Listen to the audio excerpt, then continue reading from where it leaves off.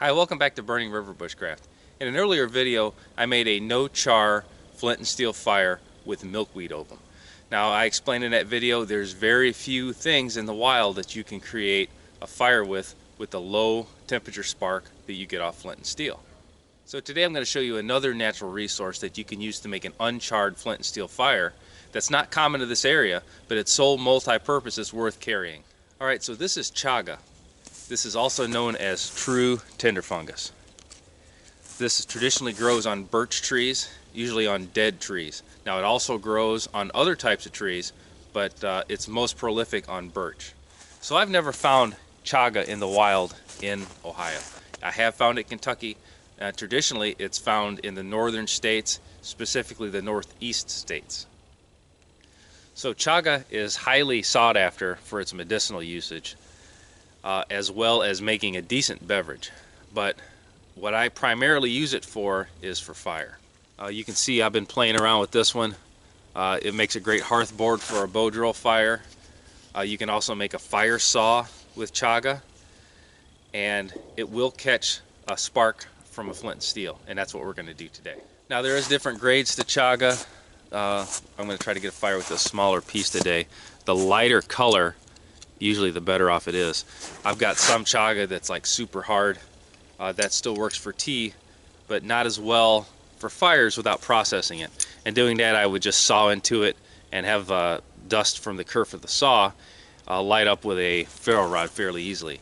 But to get it going with a flint and steel, you're better off looking for the lightest colored chaga that you can get. Alright, so I'm going to put my chaga right on top of the flint, and I'm going to roll it back just a little bit so maybe I can get some more sparks on there.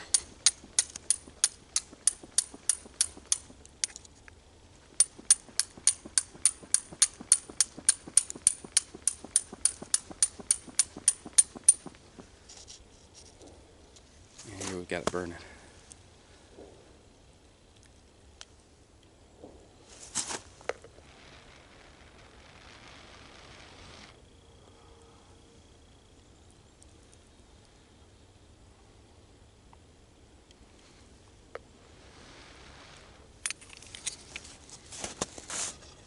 So now, unlike the milkweed ovum, this chaga is going to smolder for quite a while. That's another purpose for chaga, is you can carry an ember for a long ways with this. Right now it's burning pretty rapidly because I've got it in the wind. If I had this maybe wrapped in leaves or something where I was limiting the amount of air it's going to get, you know, it would definitely burn a lot longer. And this is actually hard to put out once it gets going.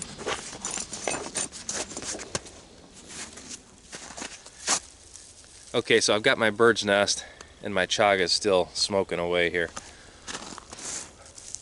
So what you're going to actually do is you have to cut out the piece of chaga that is burning.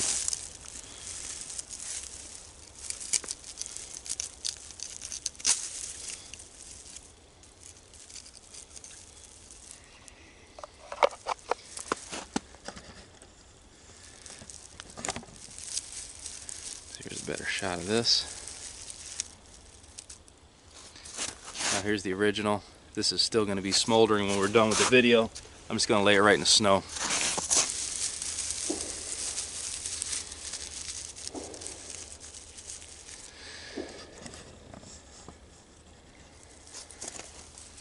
And you see this stuff smoking pretty good on its own.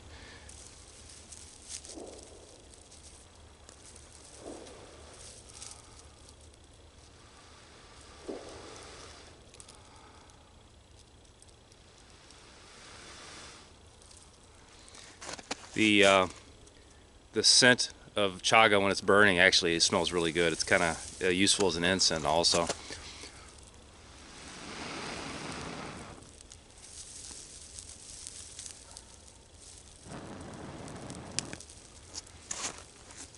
Alright, so you know, chaga does have to be dried, so if we were to find a piece of chaga right now in order to make a fire with that, you know, I would have to dry it. But if I was to cut it into a smaller piece like I used to start this fire, I could have it in the sun for just a few hours. You know, it doesn't have to be perfect. So the chaga that I got to ignite with Flint and Steel, you know, is still burning. That was after it's been in the snow. I cut part of it out, got a marginal bird's nest going, and it's still ready to go here.